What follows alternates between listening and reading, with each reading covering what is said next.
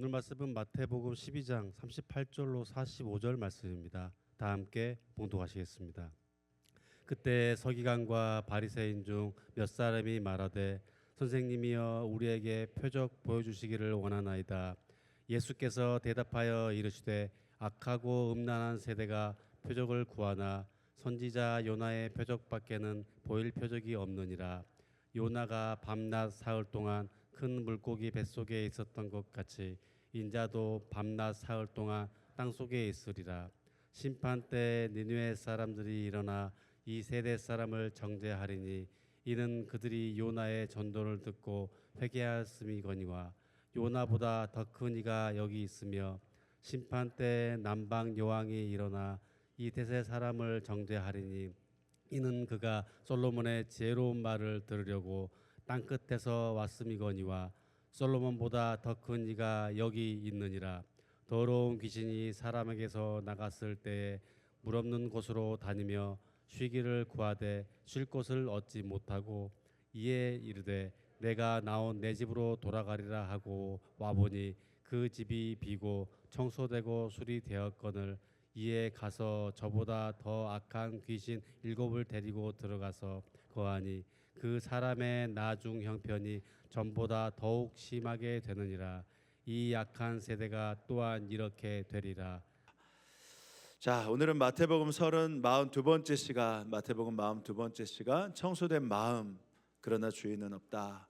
청소된 마음 그러나 주인이 없다라는 제목으로 말씀을 나눕니다.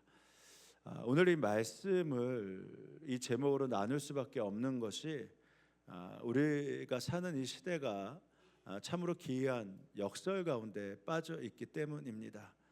이 겉으로 보기에는 모두가 꽉 차 보여요. 부족함이 없어 보입니다. 근데 영적으로 보면 그 속이 텅 비어 있는 이 공허의 시대, 그 가운데 우리가 살아가기 때문이죠. 2026년을 살아가는 대한민국 보십시오. 참으로 눈부시게 많은 것들이 편안하고 가득 차 있습니다.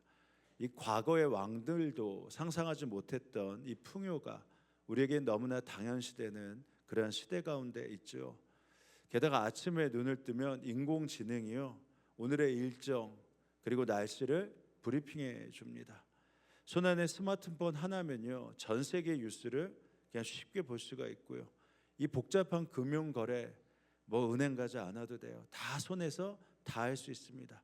최첨단 의료 정보까지, 이제는 심지어 신앙생활을 온전히 할 수 있는 정보까지 실시간으로 다 볼 수 있는 그러한 시대 가운데 살고 있습니다. 근데 참 이상하죠. 이토록 눈부신 문명 속에 살고 있는데 왜 사람들의 마음은 점점 메말라가고 있을까요? 왜 사람들은 이전보다 더 날카로워지고 이전보다 더 쉽게 분노하고 이전보다 더 깊은 어둠 속에 빠져가고 있는 것입니까? 최근 우리가 너무나 쉽게 듣는 단어가 있죠. 참 가슴 아픈 단어인데 고독사라는 단어입니다. 예전에는 이 단어가 홀로 사시는 어르신들, 그분들만의 문제라고 생각해 왔습니다. 근데 이제는 그렇지 않잖아요. 화려한 서울 한복판에 엘리베이터가 있고 철저한 보안을 자랑했던 그 최신식 오피스텔에 거기서 살던 20대, 30대들이 아무도 모르는 상황에서 생을 마감하고 있습니다. 근데 그들의 SNS를 한번 자세히 보십시오. 한번 들여다보면 웃고 있어요. 여행을 다니고 있고 맛집을 찾아다니며 오늘도 행복해, 오늘도 행복해 라는 문구가 가득합니다. 그러니까 겉으로 보면 그보다 완벽해질 수 없는 그런 인생 가운데 사는 것 같습니다. 그러나 누구도 보지 못한 그들의 마음속에 왜 그런 고독사라는 아무도 모르게 생을 마감합니까? 함께 울어줄 마음의 주인이 없었기 때문이죠. 삶의 의미를 붙잡아줄 그 중심, 내일을 견디게 할 소망, 그것이 그들에게 없었기 때문입니다. 결국 그 비어있는 마음의 틈새로 견딜 수 없는 허무와 우울이 마음을 가득 채우기 시작하고 그 생명을 갉아먹다가 결국 말할 수 없는 선택을 한 것이죠. 근데 이러한 최신의 뉴스가 남의 이야기만 된다, 이렇게 말할 수 있겠습니까? 겉은 화려하지만 속은 텅 빈 오늘날 우리의 자화상이고 어찌 보면 오늘을 살아가는 우리의 위태스러운 모습일 수도 있는 것입니다. 그렇다면 이렇게 마음이 텅 빈 사람에게 나타나는 현상 무엇일까? 그 특징이 무엇일까? 점점 음란해지고 점점 완고해지고 점점 강팍해진다라는 것입니다. 오늘 본문에 등장하는 율법학자 바리새인들, 바로 그런 사람들이 이 모습을 그대로 갖고 있었죠. 겉으로는 종교적으로 아주 완벽해 보였잖아요. 종교적으로 완전히 아주 신실한 사람처럼 보였잖아요.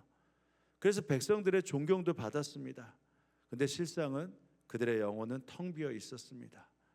그들은 생명의 주인이신 예수님을 바로 눈앞에 두고도 그들은 예수님을 마음의 주인으로 모셔드리는 그것들을 거부하고 오히려 예수님을 통해 또 다른 가십거리, 또 다른 구경거리, 또 다른 문제를 만들어내는데 집중하고 있습니다.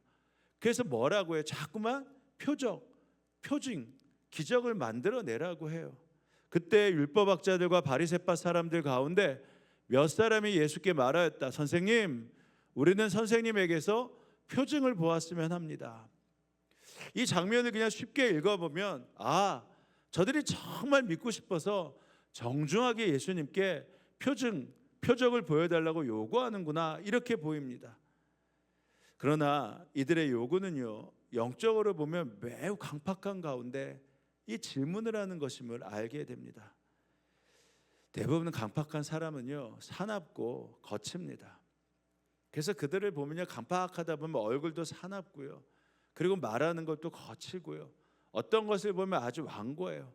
그냥 얼굴에 고집이 가득 차 있습니다. 근데 강팍하면서도 겉으로 겸손할 척 할 수 있는 거, 겉으로 겸손한 척, 그런 모습 보일 수 있는 거 아십니까? 그래서 이것을 가리켜 뭐라고 한 줄 아세요? 강팍함을 넘어 교활하다, 이렇게 이야기를 합니다.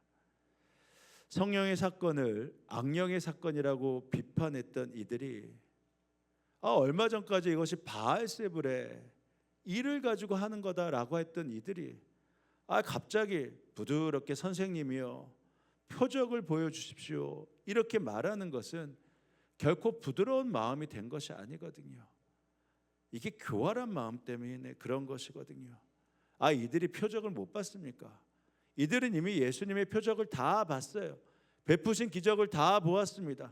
눈먼 자가 눈을 뜨는 것을 봤고요, 걷지 못하는 자가 걷는 것을 봤고요, 귀신이 쫓겨나가는 것, 이것을 충분히 보았고 충분히 들었고 충분히 경험했습니다. 그런데도 이미 보여준 것에 또 표적을 보여달라는 거, 이건 무슨 의미입니까? 아무리 표적을 보여줘도 나는 믿지 않을 것이다. 표적의 주인인 당신을 정말 믿지 않을 것이다. 대신 이것을 가지고 무슨 흠잡을 것이 있나, 그것을 만들기 위해 보여달라라고 말하면서도 아주 겉으로는 부드럽게 말하는 것입니다. 그러니까 그 강팍함, 완고함은 바뀌지 않은 것이죠. 예수님께서는 이들의 아주 강팍한 마음, 교활한 마음을 정확하게 꿰뚫어 보셨기 때문에 이들이 표적을 보여달라 하는 이 요구를 아주 단호하게 거절하십니다. 예수님은요, 진실한 요구 한 번도 거절하시지 않습니다. 우리의 표현이 좀 좋던, 좀 부족하고 거칠던 간에 하나님 앞에 진실하게 기도하면요, 하나님은 우리의 요구를 거절하지 않으십니다. 배척하지 않으세요. 하나님은 항상 말씀을 들어주시는 분이고 하나님은 언제나 우리와 함께하길 원하십니다. 그러나 그렇다 한들 거짓된 요구, 강팍한 요구, 그 가운데 있는 것은 하나님이 들어주지 않으세요. 예수님은 언제나 분명하게 거절하십니다.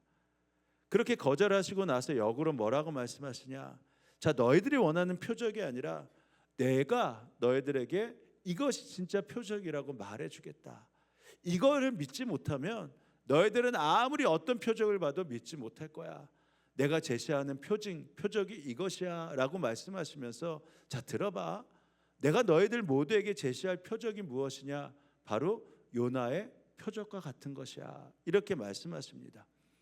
예수께서 그들에게 말씀하셨다. 악하고 음란한 세대가 표징을 요구하지만 예언자 요나의 표징 밖에는 이 세대는 아무 표징도 받지 못할 것이다. 갑자기 예수님이 내가 너희들에게 진짜 표징을 보여줄 것인데 갑자기 말씀을 끄집어내시는 게 요나의 표징이에요. 근데 요나의 표징 가운데 그것이 무엇이냐? 40절에 보면 이것입니다. 요나가 3일 동안 물고기 뱃속에 있었다 살아난 것. 요나가 사흘 낮과 사흘 밤 동안을 큰 물고기 뱃속에 있었던 것 같이 인자도 나도 사흘 낮과 사흘 밤 동안을 땅속에 있을 것이다. 이게 무슨 말씀이죠? 요나의 표징을 너희들이 믿잖아. 근데 그것이 무엇이야? 요나가 물고기 뱃속에 3일 동안 있다가 살아난 것이잖아. 그것처럼 내가 너희들에게 보여줄 표징은 딱 하나인데 그것이 무엇이냐? 나도 3일 동안 죽었다가 다시 살아나는 것이야. 십자가에서 죽었다가 3일 동안 죽음 가운데 있다가 3일 후에 부활하는 거야. 이게 내가 너희들에게 보여줄 표징이야. 이걸 믿지 못한다면 다른 어떤 것도 믿지 못할 것이야. 이렇게 말씀하시는 것입니다. 그러니까 우리에게 십자가와 부활 이것이 믿어지지 않고는요, 아무리 기적이 나타나고 아무리 표징이 나타난다 하더라도 그들 가운데 예수를 믿을 수 있는 그 마음들을 온전히 갖지 못한다라는 것입니다. 그래서 이어서 두 가지 말씀하세요. 내가 그 이유를 말해줄게. 정말 예수님 이 말씀하시는 내가 말하는 십자가와 부활 이것을 믿지 않고 그래서 나를 주인으로 받아들이지 않으면 어떻게 되는 줄 알아? 그러면 결국은 심판을 받는 거야. 결국은 영원한 심판 가운데 있을 거야. 두 번째, 그 표징 가운데 예수님의 십자가 부활을 믿지 않으면 어떻게 되는 줄 알아?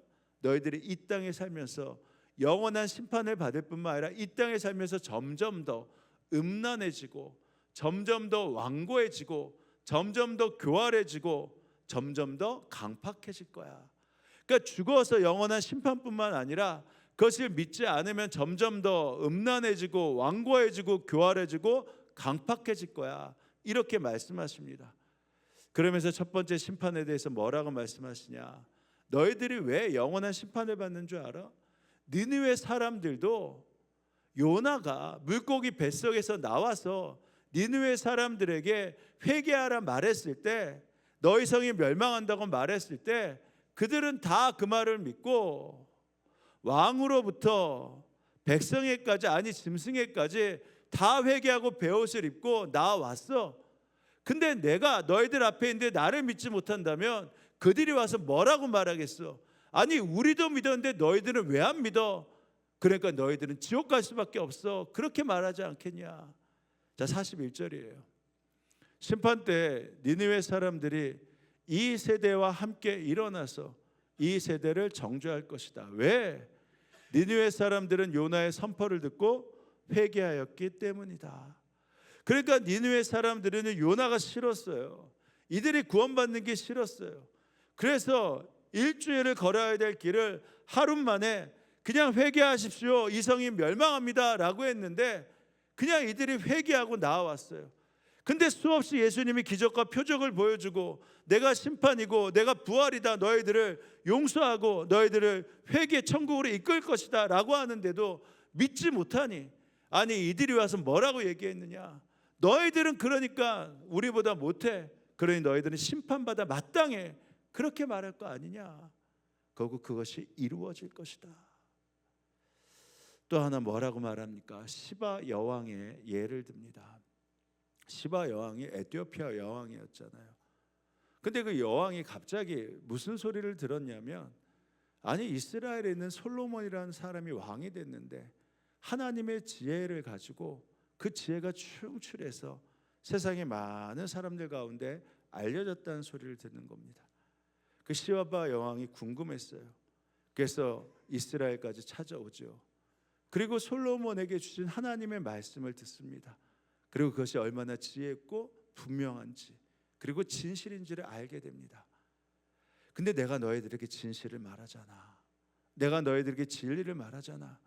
근데 너희들이 그 말을 듣지 않으면 시바 여왕이 와서 얘기할 거야. 그러니까 이 진리의 말씀을 너희들이 믿지 않으니 심판받아 마땅할 것이야. 심판 때 남방 여왕이 이 세대와 함께 일어나서 이 세대를 정죄할 것이다. 그는 솔로몬의 지혜를 들으려고 땅 끝에서부터 찾아왔기 때문이다. 그러니까 표적을 경험한다 한들 예수님의 십자가 부활을 믿지 않는다면, 그러면 그들은 결국은 수많은 기적과 표적 앞에서도 예수님의 십자가 부활을 믿지 못하기 때문에 결국은 어떻게 된다고요? 지옥에 가게 될 것이다 라고 말하려는 것입니다. 근데 더 안타까운 것은 영원한 지옥뿐만 아니라 이 땅에서도 지옥을 살게 된다는 거예요. 이 땅에서도 음란하고 악하고 그리고 교활하고 완고한 삶을 살게 된다는 것입니다. 그래서 두 번째 이어서 말씀하세요.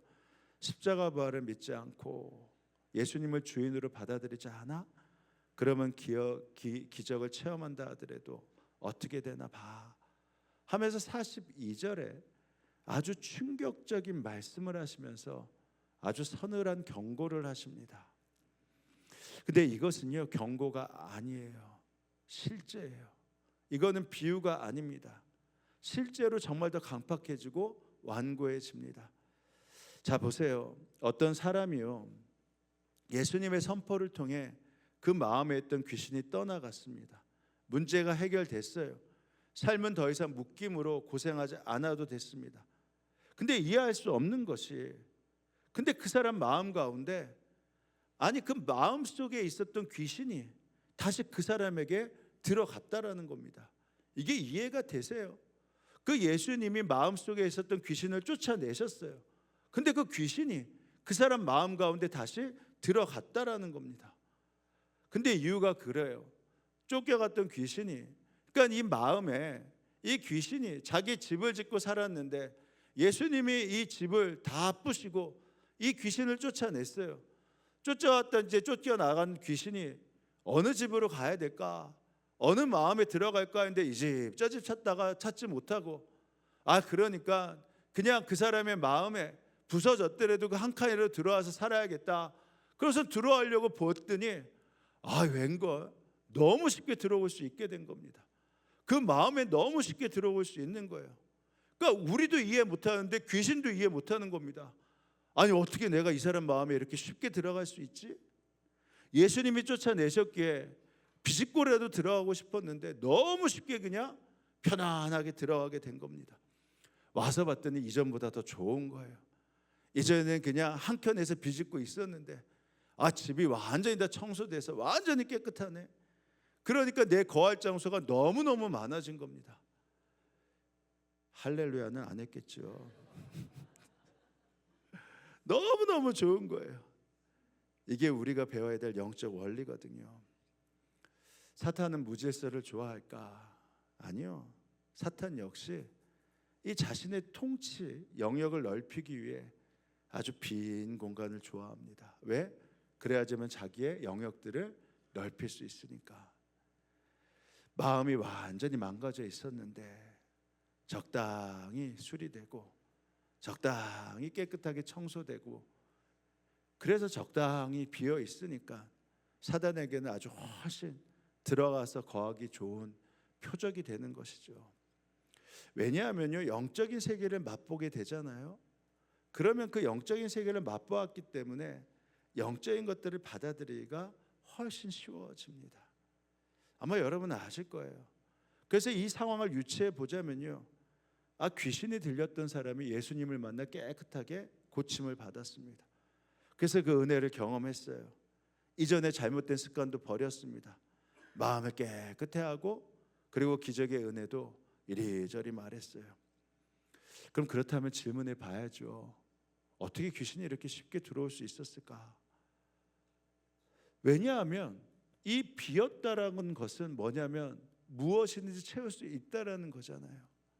그러니까 비어 있는 다음에 그 다음에 여기에 무엇을 채워야지만 귀신이 못 들어오죠. 예수님을 채워야지만, 예수님이 꽉 사로잡고 있어야지만 이제 귀신이 들어올 수 없는데, 다 비워놓고 예수님을 마음에 채우지 못하니까, 예수님을 마음의 주인으로 모시지 못하니까, 영적 세계를 맛보았지만 그 중심에 예수님이 자리 잡고 있지 않으니까 오히려 다시 빼앗기 쉬운 상태가 된 것입니다. 여러분 그럼 생각해 보세요. 다시 빼앗았을 때 그러면 그 이전에 빼앗긴 자리를 빼앗기지 않으려면 어떻게 해야 됩니까? 더 강화시켜야죠. 그래야지만 빼앗기지 않겠죠. 아, 귀신이 보니까 이거 나 혼자 있다가 또 쫓겨나겠네. 그러니까 어떻게 합니까? 더 들어오게 해야겠다. 더 들어오게 해야겠다. 43절 보세요. 악한 귀신이 어떤 사람에게서 나왔을 때 그는 쉴 곳을 찾느라고 물 없는 곳을 헤맸으나 찾지 못하였다. 그래서 그는 말하기를 내가 나온 집으로 되돌아가야겠다 하고 돌아와서 보니 웬걸 그 집이 비어있고 말끔히 치워져서 잘 정돈되어 있었다. 그러고 나서 보니까 이제는 여기서 쫓겨나서는 안 되겠다 하니까 이제 나 혼자만 있을 비집고 있을 공간이 아니라 여러 귀신이 들어와도 함께 거할 수 있는 공간이 되는 겁니다. 그러니까 밖에 나가서 어떻게 한 줄 아세요? 너희들 지금 어디 찾지 못했지? 자, 이제 들어와. 여기 공간이 너무 많아. 너희들 들어와서 얼마든지 있을 수 있어 하면서 끌어들이는 겁니다. 자기보다 더 힘이 센 귀신들을 들어오게 해요. 그래서 7 귀신을 들어오게 합니다. 자, 그럼 그 사람이 어떻게 될까요? 더 악해지는 겁니다. 그럼 그 사람의 모습이 어떻겠습니까? 이전보다 더 비참한 인생, 이전보다 더 완고한 인생, 이전보다 더 교활한 인생, 악을 주저없이 행하면서도 양심에 꺼리끼지 않는 그러한 인생, 웬만한 말씀에도 끔찍이지 않는 그러한 비극적인 인생이 되는 것입니다. 이제는 한 영역만 장하겠다고 한다면 이제는 견고한 진으로 빼앗기지 않으려고 더 강화시키는 거예요. 그래서 그는 가서 자기보다 더 악한 딴 귀신 7을 데리고 와서 그 집에 들어가 거기에 자리를 잡고 이제는 누구에게도 이 집을 빼앗기지 않겠다 자리를 잡고 살았다. 여러분 이것이 비유라고 생각하십니까? 실제라고 생각하십니까? 이 말씀을 단순히 비유의 말씀이 아니라고 전할 수 있는 것은 제가 이 말씀을 실제로 사역의 현장에서 경험했던 증인이기 때문입니다. 기도의 자리에서 예수의 이름으로 선포할 때 귀신이 쫓겨나갈 수 있잖아요. 우리가 예수님이 우리 가운데 계시고 그 이름의 능력을 가지고 선포한다면 누구에게나 하나님의 역사가 나타나서 귀신이 쫓겨나가는 그러한 능력들을 경험하신단 말입니다. 그래서 이런 말씀 드렸었잖아요. 사고로 휠체어를 의지했던 사람이 안수를 받고 일어나는 것, 예수의 이름으로 일어나라고 선포할 때 다리에 힘을 얻고 일어난 것, 그 말씀 드렸잖아요. 안수할 때 그 마음의 상처, 두려움, 보지 말아야 될 매체, 그것들이 들어와서 이제는 그 마음의 상처 때문에 묶여 있고 보지 말아야 할 것을 봤을 때 묶여 있고 그리고 그 마음의 두려움 때문에 묶여 있었던 것이 예수의 이름으로 선포할 때 소리를 지르고 나아가는 영적 경험들 여러분 보셨잖아요. 그러면 그 순간 그 사람의 눈빛이 달라져요. 굳어있던 얼굴이 풀립니다. 평안이 찾아옵니다. 간증을 하고 영원히 예수님을 잘 믿을 것 같은 사람처럼 보입니다. 대부분은요 그 영적 체험을 하고 더욱 예수님께 다가와요. 이전보다 더 나은 삶을 삽니다. 그런데 다 그런 게 아니라니까요. 남편의 폭력과 외도로 비참한 생활을 살다가 어쩔 수 없이 자녀 때문에 이 가정을 지켜야 되니까 이 험한 일, 이 공사장에서 일하는 분이 계셨습니다. 근데 이분이 너무나 힘들고 외로우니까 자신도 공사장에서 이리저리 만나는 사람들하고 몸을 섞는 것을 부끄러워하지 않았죠. 그러면서도 나는 이렇게라도 가정을 지켜 하면서 애써 합류하고 살았습니다. 근데 곁에서 보면 너무 안타깝잖아요. 그래서 이분을 보다 못한 친구가 교회로 데리고 왔는데 그러고 나서 교회 데리고 와서 강건적으로 안수를 받게 하셨습니다. 여러분도 그렇잖아요.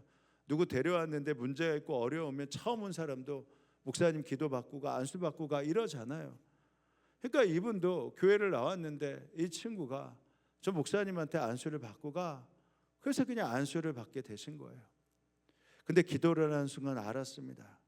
이분 안에 있는 음란의 영뿐만 아니라 이 탐욕이 묶여 있는 것을 알았어요. 기도를 해드리는데 아주 거칠게 반항을 하고 소리를 지르고 욕을 하고, 그러니까 함께 있었던 주변의 사람들이 기도받지 못할 만큼 강력하게 저항을 하셨습니다. 그래도 감사하게 결국 그 마음을 묶고 있던 귀신이 떠나갔죠. 그래서 처음에는 간증도 하고요, 거친 입이 부드러워졌어요. 그리고 힘든 일을 하면서도 감사하려고 했습니다. 근데 얼마 지나지 않아서 안 보이는 거예요.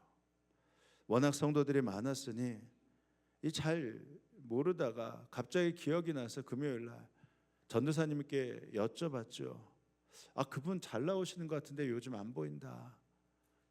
그랬더니 이 핑계 저 핑계 대고 안 나오시는데, 특히 요즘에는 주변에서 교회에 대한 문제도 많이 듣고 목회자에 대해서, 장로에 대해서, 교회 문제에 대해서 많이 들으면서 이 오히려 교회가 그런 것이 아니라고 말하고 다니신다는 거예요. 그러니까 얼마나 안타깝습니까? 그래서 그래도 전도사님에게, 그 친구 권사님에게 말씀하셔서 그래도 한번 오시라고, 한번 그래도 들리셔야 된다고, 교회 오시라고. 그래도 자기 안에 있었던 귀신 쫓아낸 목사니까 그래도 그 말씀을 듣고 또 한 주 오셨어요. 그래서 기도받으러 나오신데 벌벌벌 떠십니다. 근데 기도하다가 깜짝 놀랐어요.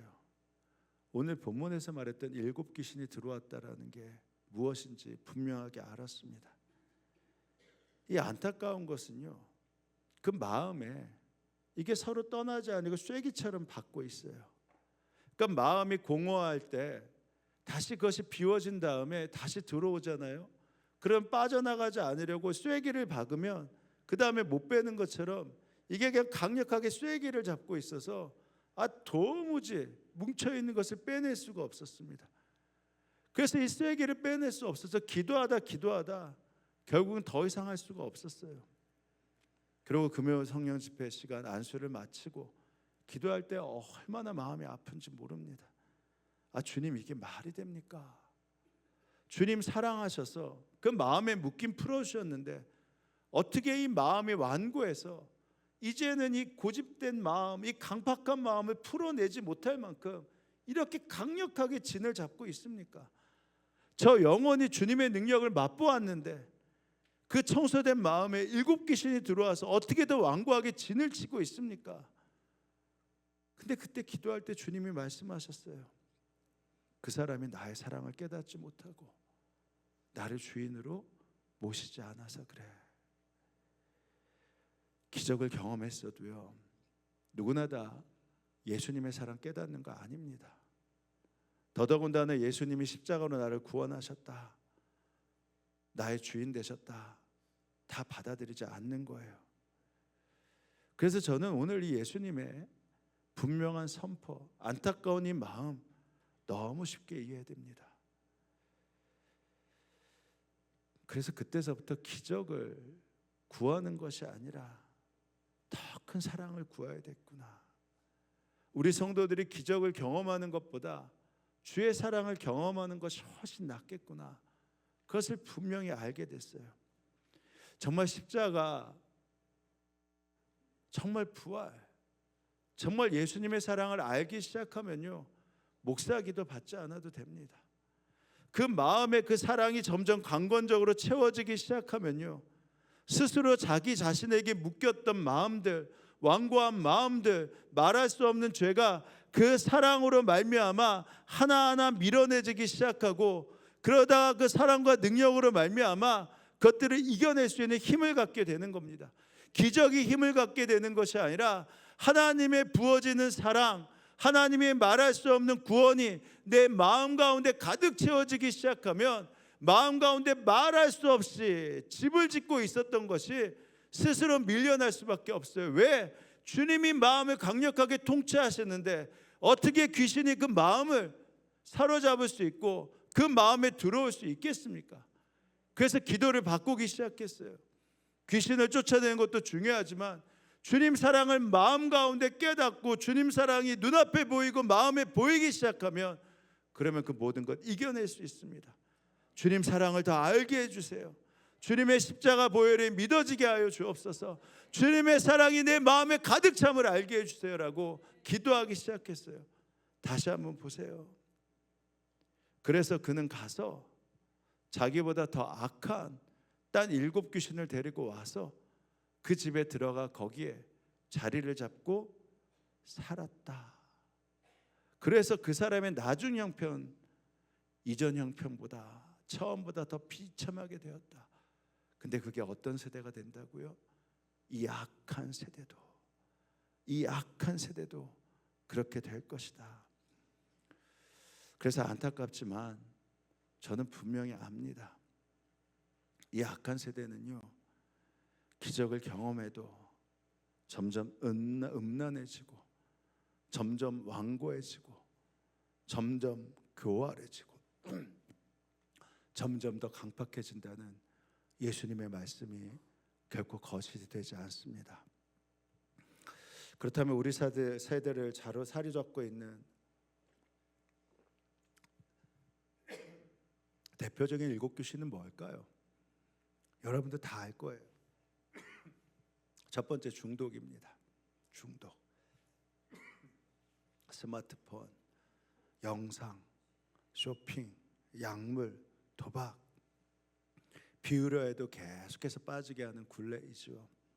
두 번째는 비교와 열등감입니다. 그래서 SNS를 보면서 처음에 내가 좋은 맛집을 찾았는데 다른 사람이 더 좋은 맛집을 만들기 시작하면 말은 행복하다 하면서 계속 찾아다니고 계속 올리다가 그런데도 계속 마음이 공허해지는 것입니다.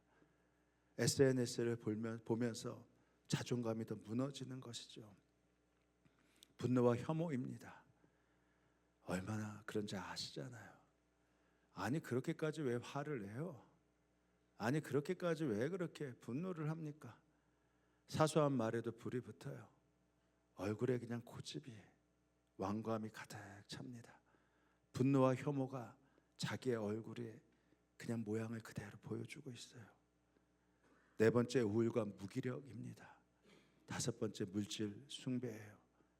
가난의 영에서 벗어나지 못해요. 여섯 번째 무관심이고요. 일곱 번째 자기중심적 교만입니다. 이것들이 주인이 없는 이 마음을 계속해서 채우면서 주인인 채 하고 있는 것입니다. 그래서 여러분 잘 기억하시는 게 세상은 비워라 합니다. 채우는 것을 가르쳐주지 않고 자꾸만 비워라 합니다.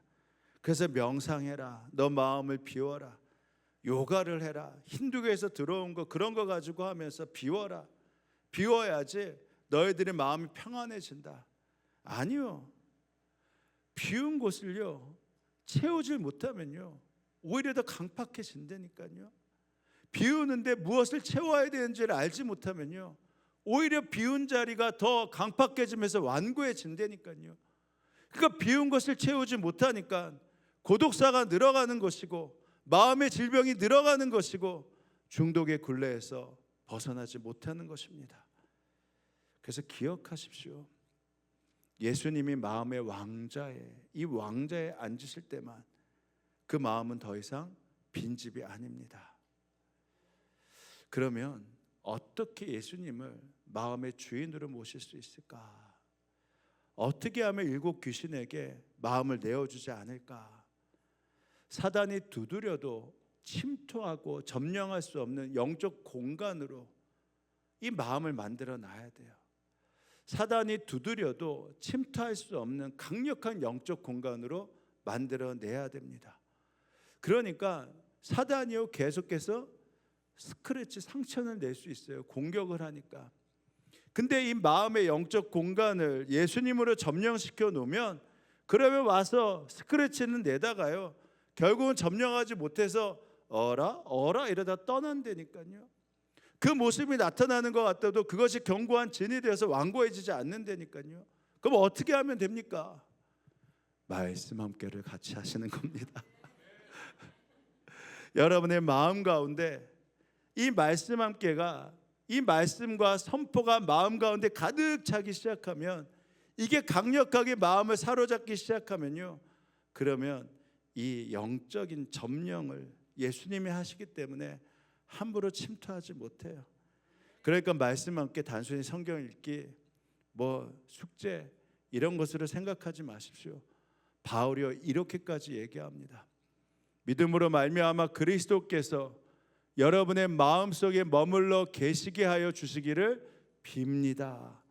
사도 바울이 예수님이 이 마음을 점령하고 있어야지만 우는 사자와 같이 악마가 사단이 덤겨와도 이길 수 있는 것을 알기에 사도 바울이 강력하게 얘기하는 겁니다. 예수님이 여러분의 마음속에 머물러 계시기를, 예수님이 여러분의 중심 가운데서 동행하시기를 간절히 빕니다.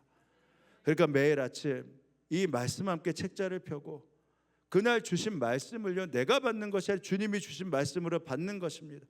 그러니까 단순히 좋은 습관을 만드는 것이 아니에요. 아침에 주님의 말씀을 받으면서 이 마음에, 내 영혼에 하나님의 깃발을 꽂는 영적인 점령을 주님으로 인하여 만들어 가는 것입니다. 내가 오늘 말씀을 읽을 때 내 마음의 우울이라는 빈방이 하나님의 빛의 점령군이 되어서 다른 우울이 떠나가 버리게 만드는 것, 그것이 바로 말씀을 받는 것입니다. 오늘 말씀을 묵상할 때 내 마음의 불안이라는 빈자리에 주님의 평강이 먼저 좌정하셔서 불안이라는 게 떠나가 버리는 것입니다. 내 마음의 창고에 주님의 말씀이 가득 차 있으면 일곱 귀신이 들어와도 말씀드린 대로 앉을 수 없다니까요. 그냥 어떻게든지 들어오려고 스크래치를 해서 아픈 것은 있어요. 그 완고한 것이 무엇인지 압니다. 그러나 그것으로 사라지지 않아요. 주님으로 살아가는 힘이 생기기 시작합니다. 더러운 생각이 비좁고 들어오려고 해도 말씀이 그것을 밀어내는 것입니다. 왜? 주님이 이 마음을 좌정하고 점령하고 계시기 때문에. 그래서 사랑하는 여러분, 매일 아침 말씀을 펴십시오. 그 말씀을 가지고 주님의 말씀을 받으십시오. 그러면 여러분의 마음은 더 이상 비어있는 집이 아니라 만왕의 왕이신 예수 그리스도께서 다스리는 성전이 될 것입니다. 또 하나 이제 부탁드리는 것이 있어요. 그렇다면 우리만 이렇게 살아야겠습니까? 예수님이 이 땅에 오신 것 애통함 때문이라고 말씀드렸잖아요. 스플랭커 리조마이, 이 간장이 끓을 만큼, 이 녹을 만큼 애끓는 마음으로 이 땅의 사람들, 완고한 사람들이 그래도 하나라도 주님 앞으로 끌고 가기 위해서 이 땅에 오신 것 아니겠습니까? 그래서 전도부에서 저도 이것을 몰랐는데 마련을 했대요. 오늘 함께 광고해봤던 블레싱 초대식국이 바로 그 주님의 마음을 함께 나누는 것입니다. 말씀드렸잖아요. 왜 세상이 악해집니까? 사람들이 바빠서가 아니에요. 주인이 없어서 그렇습니다. 일곱 귀신에게 유린당하고 계속해서 그 마음을 빼지 못하기 때문에 기진해서 그런 것입니다. 그래서 예수님이 무리를 보시고 그 마음을 보시고 스플랑커 에조마이 너무나 애통해 하시면서 주인 없는 그 자리를 귀신이 차고 있으니 그것들을 끄집어내고자 하면서 오시고 그리고 울고 계신 거 아니겠습니까? 그러니까 이 속회에서 여러분 마음 가운데 주님이 주신 스플랑커 리조마이를 갖고 그들을 위해서 기도할 사람들이 있으시잖아요. 여러분의 남편이 될 수 있고 여러분의 자녀가 될 수 있고 여러분 마음 가운데 도무지 주 예수 그리스도를 아는 것 같은데 마음에 예수 그리스도가 중심이 되지 않아서 오히려 더 간팍해지고 완악해지는 그러한 사람들이 여러분 가운데 한 명 두 명씩 있지 않습니까? 이제는 그것을 위해서 먼저 기도하자는 것입니다. 블레싱 초대식을 만들어서 주님, 이 마음이 예수의 마음으로 다시 한번 좌정하고 통치하게 하셔서 그 마음이 녹아지게 하시고 예수를 받아들일 수 있게 하여 주옵소서. 그래서 그 초대석을 만들고 기도하자는 거예요. 그러니까 전도 실적 채우기 위한 프로그램이 아닙니다. 그 마음을 귀신에게 빼앗겨 살아가는 그 텅 빈 영혼을 주님으로 채우고자 하는 기도를 들어가는 것입니다. 그래서 다 같이 할 수 없으니까 속회에서 바로 함께 기도하고 그 초대석을 만들어 놓고 주님, 이 마음에 주님의 마음이 들어가야 됩니다. 그렇게 기도하고 전도부는 그 이름을 놓고 계속해서 금식하며 기도한다라는 것입니다. 여러분 그래서 그 마음에 있는 분들을 올리세요. 그리고 함께 속해서 기도하십시오. 그 마음에 텅 빈 마음을 주님께서 채워달라고. 그리고 그 마음을 가지고 기도할 때 주님의 역사를 믿고 선포하십시오. 우리가 해야 될 일은 결과를 만드는 거 아니에요. 결과는 주님이 하십니다. 그러나 우리가 할 수 있는 일이 있어요. 주님의 마음과 눈물로 그 마음을 놓고 기도하는 것입니다. 그 이름을 놓고 기도할 때 7 귀신의 결박이 끊어지고 예수의 생명이 바로 그 영혼에 흘러갈 것입니다. 이제 말씀을 맺습니다. 사랑하는 성도 여러분, 이 시간 성령님께서 여러분의 각자의 심령을 두드리며 엄중하게 묻고 계십니다. 사랑하는 아들아, 사랑하는 딸아, 내 마음의 주인은 누구이냐? 깨끗하게 청소된 마음, 도덕적으로 수리된 삶, 그것만으로 충분하지 않습니다. 정말 주인이 계셔야 합니다. 주인이 없으면 무너지거든요. 사단이 비어있는 빈집 가만두지 않거든요. 그래서 이 자리를 떠나기 전에 예수님의 심장, 예수님의 마음을 여러분의 마음의 깃발로 꽂으십시오. 예수님을 필요할 때만 부르는 손님으로 만들지 마시고요. 위기 때만 찾는 해결사로 두지 마시고 내 마음의 열쇠를 열어서 주님께 드리면서 주님께 내 마음을 내어 드리십시오. 말씀으로 주님을 채우고요. 텅 빈 영혼을 위해 기도해 보십시오. 청소된 마음이 아니라 주님의 마음으로 살아갈 때 7 귀신이 한 길로 왔다가 7 길로 돌아가는, 도망가는 그 놀라운 역사가 바로 여러분의 삶에, 그리고 여러분이 기도하는 그분의 삶에, 그리고 이 신촌교회에 가득하게 될 것입니다. 그 은혜와 약속이 여러분 가운데 함께 임하길 주님의 이름으로 축원합니다. 이 시간 우리 함께 기도하실 때, 주님, 이제 내 마음을 주님께 내어드립니다. 주님, 내 마음 가운데 여전히 묶여있는 것, 이제 말할 수 없는 주님의 사랑으로 다시 채웁니다. 주님, 끄집어내려고 노력하는 것이 아니라 주님의 사랑이 채워지면 그것이 저절로 이겨지고 떠나갈 줄 믿습니다. 주님의 사랑을 내 마음 가운데 가득 채워 주옵소서. 그리고 또 하나, 주님 정직하게 기도하게 하실 때 우리가 주님의 마음으로 기도할 그 영혼을 주님 앞에 올려드립니다. 그 생명을 올려드립니다. 주님 받아 주옵소서. 그 마음을 녹여 주옵소서. 이렇게 우리 함께 기도하며 나아갑니다. 기도하시겠습니다. 하나님 아버지, 이 시간 함께 하시길 원합니다. 주님께서 주님 아버지의 생명의 은혜와 역사를 보여주시고, 주님 아버지 우리 가운데 하나님 아버지 그 영혼을 향한 하나님의 마음을 보여주시고, 영혼을 향한 그의 은혜들을 누리기 수 있도록 인도하여 주옵소서. 아버지, 내 마음에 주님을 모셔드립니다. 주님 아버지, 내 빈 마음에 주님을 모셔드려서 주님 나에게 묶여 있었던 것, 내게 주님 아버지 풀지 못했던 것 주님으로 풀어내고 주님으로 인하여 채워주고 주님으로 인하여 이겨내길 원합니다. 주님, 내 마음의 열쇠를 주님께 올려드립니다. 삶의 왕자를 주님으로 모셔드립니다. 아버지 함께하여 주시고 주님 아버지 이기고 승리케 하시고 하나님의 역사를 경험하게 하여 주옵소서. 또한 세상의 텅 빈 영혼들을 향해 블레싱 초대석을 만들어갑니다. 아버지, 그들의 이름을 놓고 기도하는 순교가 되게 하실 때 주님 녹아지게 하시고 세워지게 하시고 주님께서 그 마음에 좌정하시고 들어가 주시는 은혜와 역사를 더하여 주옵소서. 은혜와 사랑이 풍성하신 하나님 아버지, 오늘도 우리에게 생명의 말씀을 주시고 우리의 영적 실상을 정확하게 보게 하시니 감사합니다. 화려한 세상 속에 살지만 정작 우리의 마음은 주인이 없어 텅 비어 있었음을 고백합니다. 주님, 우리는 바리새인들처럼 입술로는 주님을 찾았지만 정작 마음의 왕좌에는 나 자신을 앉혀두고 살아왔습니다. 십자가 사랑으로 이미 충분한 표적을 보여주셨음에도 우리는 여전히 내 눈을 만족시킬 세상의 표적과 기적만을 구하며 살아왔던 악하고 음란했던 마음을 용서하여 주옵소서. 이 시간 믿음으로 결단합니다.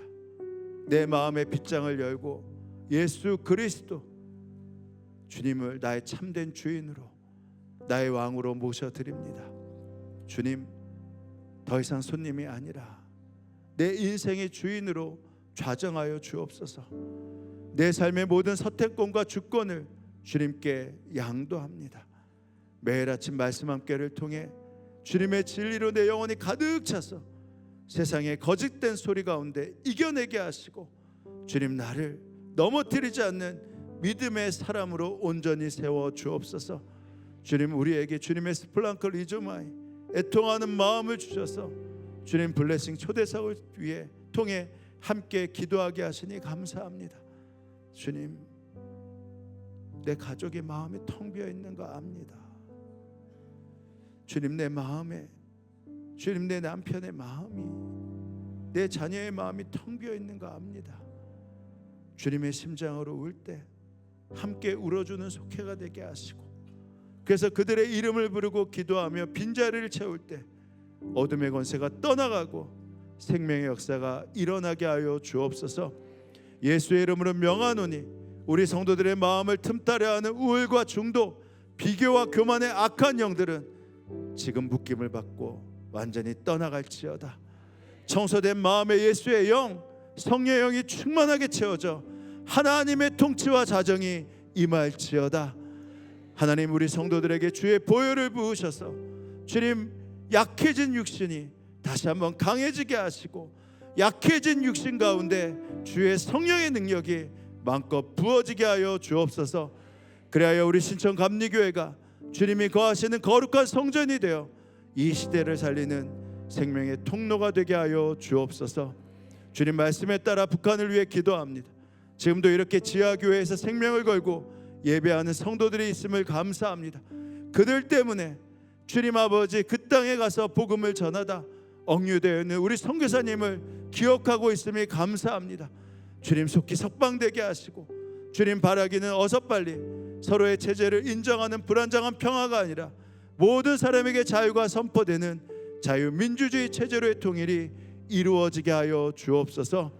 전 세계에 흩어진 선교사님과 자녀들을 보호하여 주시고 그들을 책임져 주옵소서. 오늘도 주님께 감사하여 허락하신 것의 일부를 떼어 봉헌합니다. 우리의 예물을 받아 주옵소서. 감사드리며 예수님의 이름으로 기도합니다. 아멘. 저리 다 함께 일어나셔서 우리 옆에 사람하고 이렇게 인사하시죠.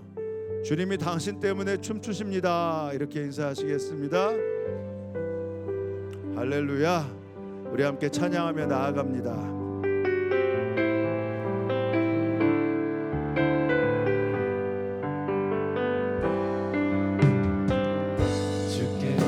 주신 하루 어떻게 살길 원하실까? 오늘도 기대하며 주의 말씀 보내. 목적 없는 하루를 말씀으로 깨우고 믿음대로 살아갈 힘 주시네. 말씀으로 일어나 말씀으로 살리라. 주님의 약속은 말씀 안에 있으니 말씀으로 살아나 주의 뜻을 전하라. 주님의 생명이 말씀 안에 날마다 말씀으로 일어나 말씀으로 일어나 말씀으로 살리라. 주님의 약속은 말씀 안에 있으니 말씀으로 살아나 주의 뜻을 전하라. 주님의 생명이 말씀으로 날마다 주님 마음껏 일하여 주옵소서. 지금은 성부, 성자, 성령 삼일체 하나님의 은혜와 약속이 이 예배에 함께한 성도들 머리 가운데, 이들의 가정, 일터, 그리고 이들이 사랑하는 영혼들 가운데 지금으로부터 영원히 함께하옵시기를 간절히 축원하옵나이다. 아멘.